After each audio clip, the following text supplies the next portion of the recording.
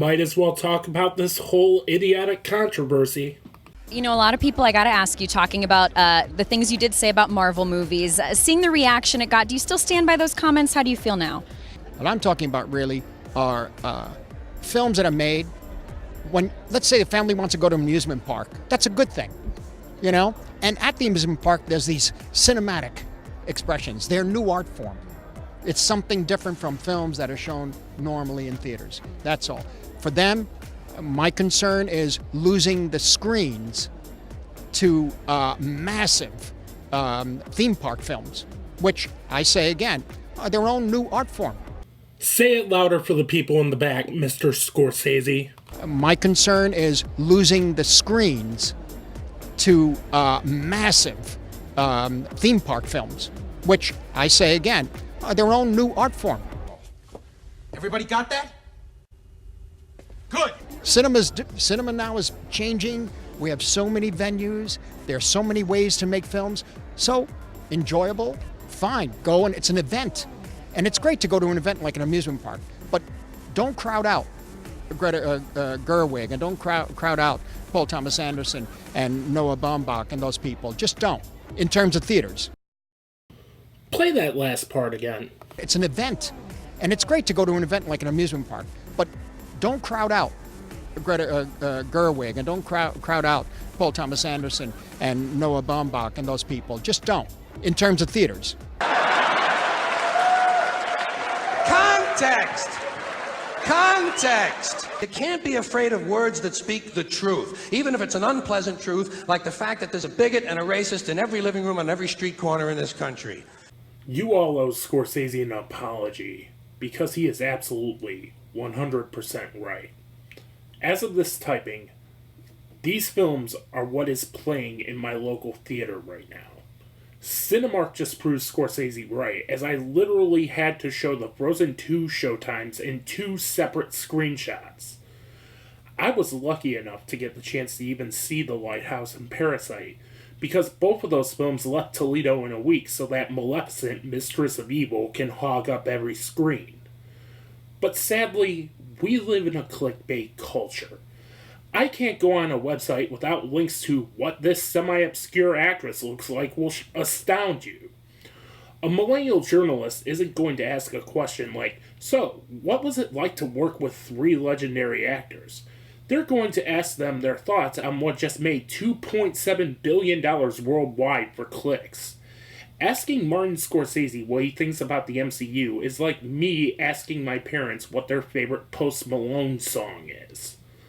I really wanted to drive to Ann Arbor to go see this film, but it was leaving as soon as it came, and I have a pesky little thing called a job. I will make a solemn vow to watch The Irishman theatrically, if it does make its rounds come Oscar season, even if that means driving to Ann Arbor, because I want to support Martin Scorsese. And that's thanks to Francis Ford Coppola, who gave a way harsher response than Scorsese. Most people forget he actually praised Black Panther and Ryan Coogler. I just want to share this tweet I saw online. This tweet perfectly sums up my feelings on this whole idiotic controversy with Scorsese and Coppola. They aren't attacking superhero movies. They are saying it is not their cup of tea. Martin Scorsese and Francis Ford Coppola should shut up. They only do gangster films. Okay. Then how do you explain Alice Doesn't Live Here Anymore, Who's That Knocking on My Door, Boxcar Bertha, The Conversation, Taxi Driver, New York, New York, The Last Waltz, Apocalypse Now, Raging Bull, One from the Heart, The King of Comedy, The Outsiders, The Cotton Club, After Hours, The Color of Money, Peggy Sue Got Married, Gardens of Stone, Tucker the Man in His Dream, The Last Temptation of Christ, New York Stories, in which both filmmakers contributed a segment, Cape Fear 1991, Brad Stoker's Dracula, The Age of Innocence, Jack, The Rainmaker, Kundun, Bringing Out the Dead, Youth Without Youth, The Aviator, Tetro, Shutter Island, Twixt, Hugo, The Wolf of Wall Street, and Silence. Again, I have nothing against the MCU, but let's be real here. The MCU is an expensive TV show in which you have to pay for every episode, and Phase 4 is going to be Season 8 of Dexter. Why did I just say that? Disney just announced that you have to watch all of the MCU shows on Disney Plus to understand anything in Phase 4. The last MCU film that had any personality to it was Guardians of the Galaxy Volume 2, and I say that as someone who outspokenly now supports the Snyder Cut. I shouldn't have had to have spent 5.5 minutes talking about this, but the MCU stands that cannot handle anything that isn't 4-quadrant and focus group approved piss me off so bad. People like other films than the MCU. Scorsese and Coppola had every right to say what they said. They laid down the groundwork so the superhero movie could exist. Francis Ford Coppola himself is indirectly responsible for the modern-day superhero movie, because if it weren't for Godfather Part 1 and 2's success, Mario Puzo wouldn't have co-written the screenplay and came up with the story for Superman the movie. That's all I'm going to say about this whole idiotic controversy. Don't you dare say "okay, boomer" to film legends. 6 minutes and 21 seconds later, let's get to the movie at hand. 15 minutes into this movie, and this may very well be one of my top 5 favorite Scorsese films. Whatever you do, find a way to block 3.5 hours of your day to watch this film. Fuck spending $90 on the Martin Scorsese Masterclass and watch this film instead. One thing Scorsese isn't going to tell you in that $90 masterclass is that you have to know the right people to get any attention at Hollywood. Whether he wants to admit it or not, The Irishman is Martin Scorsese's Avengers movie. It has everything that makes a Martin Scorsese film phenomenal. It has brutal and deadly violence that stings your soul. The film has his longtime go-to actors in Robert De Niro, Joe Pesci, and Harvey Keitel. The latter of whom is really a glorified cameo, but the fact that he's in it for so little time speaks to his testament as a director. The film also has well-curated licensed songs, mostly focusing on the doo-wop era. As for the film's runtime, it sure as hell did not feel 3.5 hours long, as you were compelled to the story of De Niro's Frank Sheeran. Of all of his gangster films, this is Scorsese at his most mature and nuanced. The Irishman tells the story of Frank Sheeran, who now resides in a nursing home, recalling the story of how he became a mob enforcer who would ultimately work for Jimmy Hoffa. Sheeran then reveals that he took part in the disappearance of Hoffa in 1975. I want this script to take Best Adapted Screenplay at the Oscars. Steve Zaillian perfectly crafts this story. Zaillian was Steven Spielberg's go-to guy, having written Schindler's List in Munich. As you listen to Frank Sheeran tell this story, you are immediately hooked. He crafts the story of this film so well. So let's talk about the de-aging technology. Of all the films that incorporated this, The Irishman felt the most realistic, as that technology is used effectively to tell the story and not as a gimmick. Honestly, it felt as if I was watching circa Goodfellas, De Niro, and Pesci. I didn't realize it was there. Usually come award season, the Oscar nominees for acting are pretty much decided. The acting categories for this year's Oscars are anyone's game. 2019 has had great performance after great performance. The Irishman is no exception. I find it interesting that both Robert De Niro and Al Pacino had a phenomenal year this year, as both played supporting roles in 2 films I absolutely loved. De Niro found himself doing films like Dirty Grandpa, but bounced back this year as Murray Hamilton in Joker, and Al Pacino was doing made-for-TV fluff. And, well, there's also this. Dunkachino?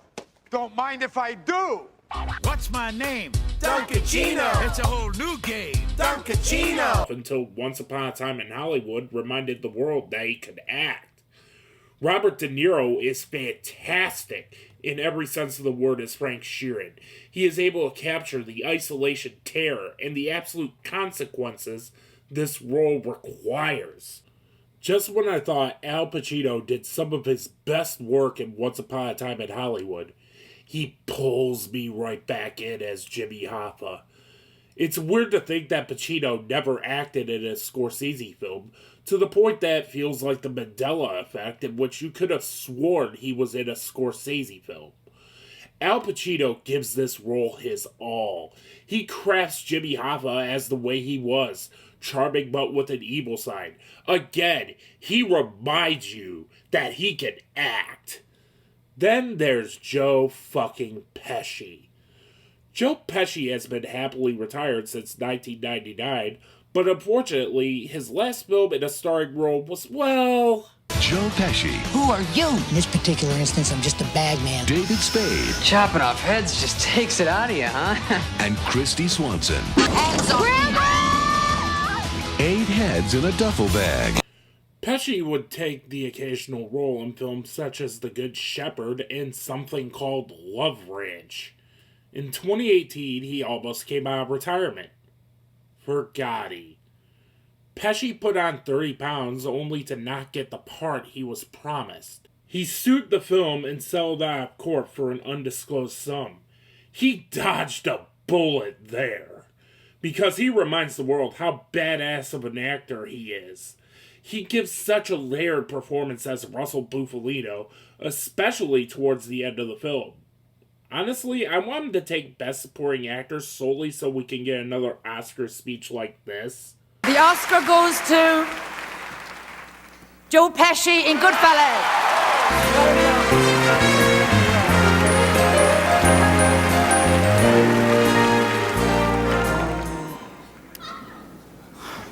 Oh, it's my privilege. Thank you.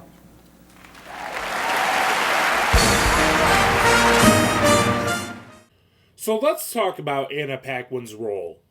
People were up in arms over the fact that she had very little dialogue, and to that I say... That's the point! The same people who complained about this were the same people who wanted to see Sharon Tate brutally murdered in Once Upon a Time in Hollywood, and counted every time a woman spoke in a Quentin Tarantino film. It absolutely 100% works for the film as she plays the grown-up version of his daughter that wants nothing to do with him. So get off your fucking high horse already. With all that being said, Anna Paquin does a great job. Her emotions carry this character. She has a complex role. You can see why she wanted to take this.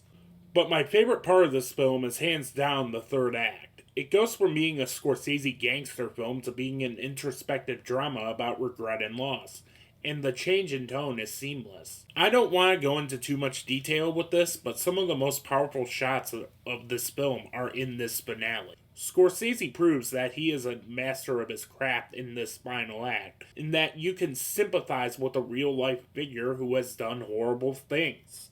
I'm going to make my final thoughts quick, because I did not plan on this being over 10 minutes long. If this is playing in a theater near you, fuck watching it on Netflix and go see it on a big screen. The Irishman is hands down Scorsese's best film since The Wolf of Wall Street. It will be no surprise if this becomes the Oscar frontrunner. With some of the best performances of the year all in one film and a well-crafted tonal shift, I absolutely loved this film.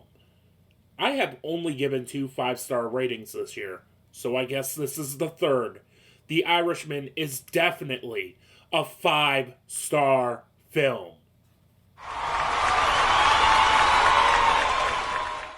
Be sure to like, comment, share, spread the word New Realms Media. Follow me on all my socials at New Realms Media, and until then, I'll see you next time.